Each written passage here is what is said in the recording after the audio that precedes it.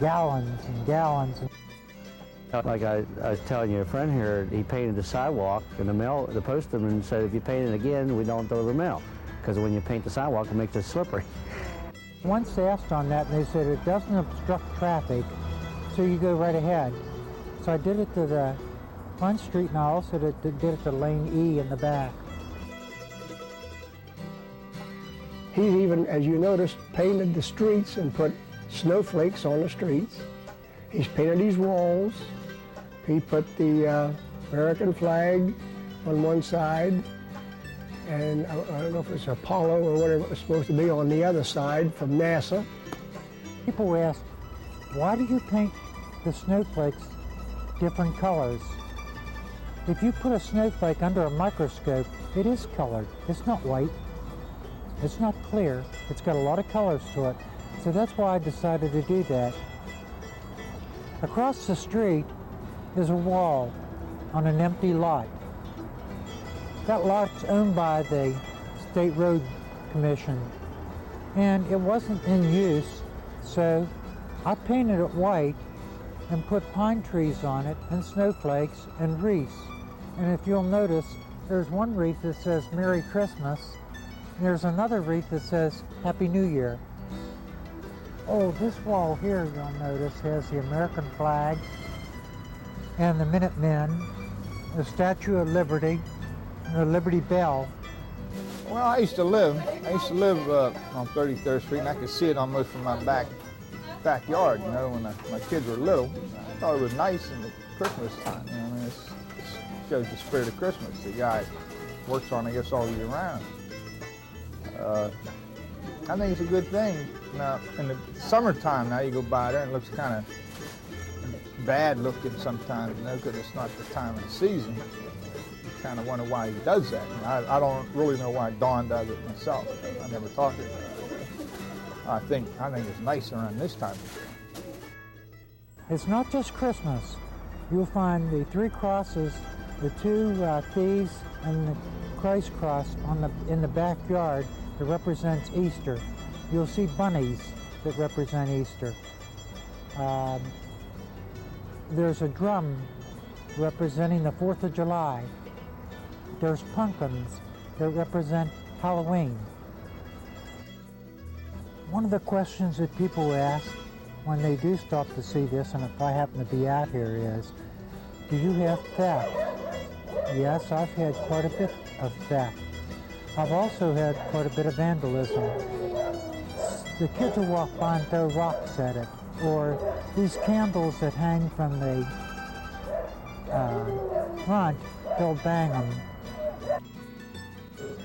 Well, we have kids messing around here all the time, but we try to run them off if we can.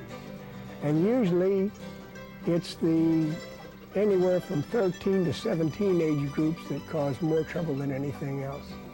Some of them are inquisitive. They just like to see what the stuff's made out of, and they try to look at it and break some of it or knock some of it over. But the older boys, and it's usually boys, they'll come by and they'll have a board or a bat or something, and they like to hit the different ornaments and stuff and see how bad they can shatter them. Otherwise, nothing.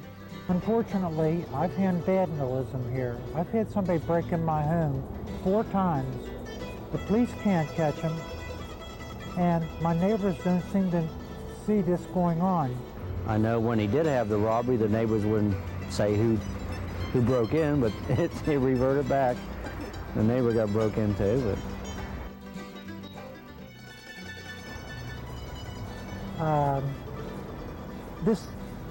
This is all lit up at Christmas. All these figurines, these bushes, everything. So it lights up McCulloch Street and Lane E in the back.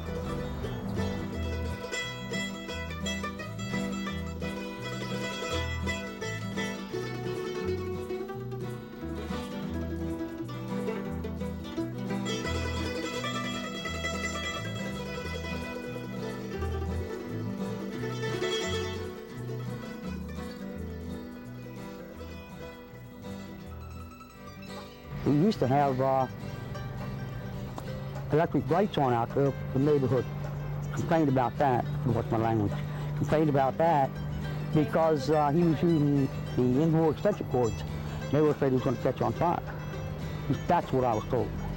He used to have that lit up pretty. Michael, stay there. He used to have that lit up real pretty when with lights on it and that. He used to have the tree itself decorated beautiful.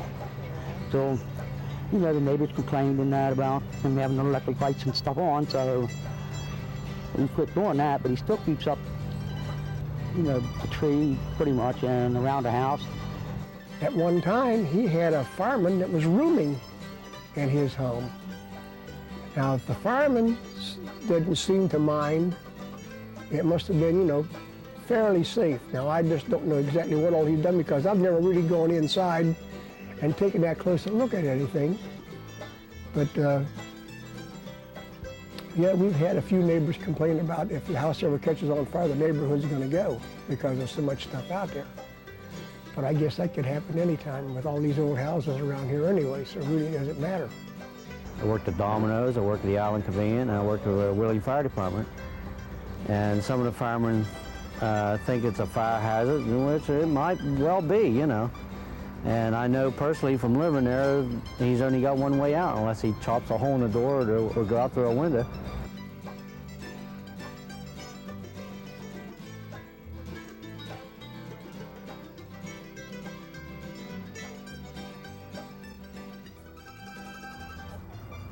In the back of the house, there's a playground. It's called LaBelle Mill Playground. And there's a little league team down in Moundsville, and they were told that they were going to play at LaBelle Playground. And the kids were thrilled to death because they said, not only will we be playing baseball up there, but we'll get to see the Christmas tree house.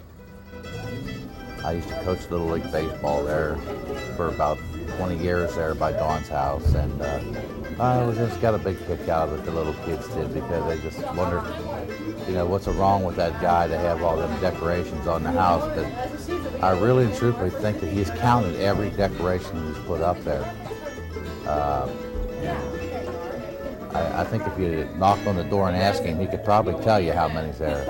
And he would probably tell you, he's that kind of person too. So I don't even want to say some of the rumors that you hear, but I do know that a guy down the street got a divorce from his wife, and he stayed with Don.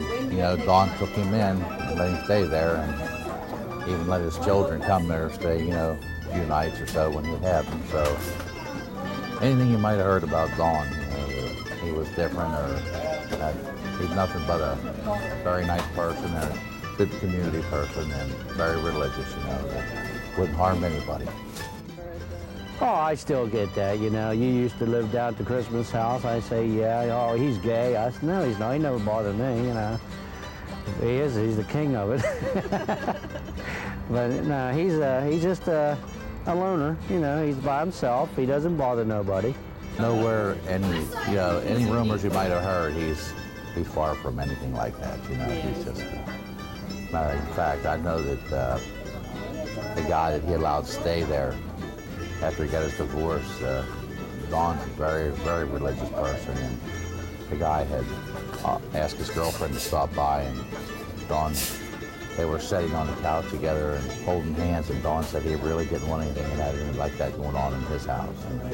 I seen him out there with a trip rod and a movie camera, and they stand out there taking pictures, and they talk to you, you know, and I've never seen a problem with it at all.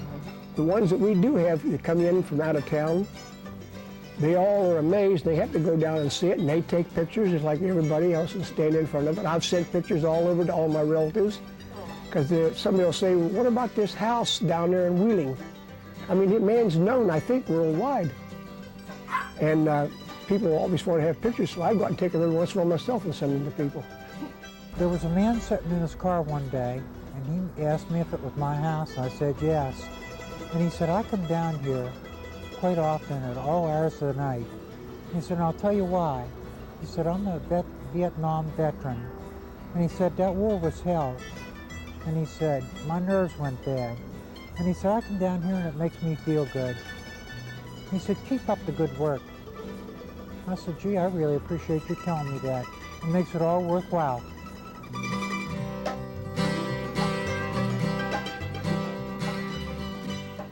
Usually around Thanksgiving and Christmas time, he lights it up.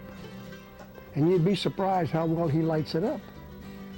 And when he does that, he'll stand out in front because he knows people are coming by. You can see that from the highway. And people turn around and come back here just to see what that is, because they can't believe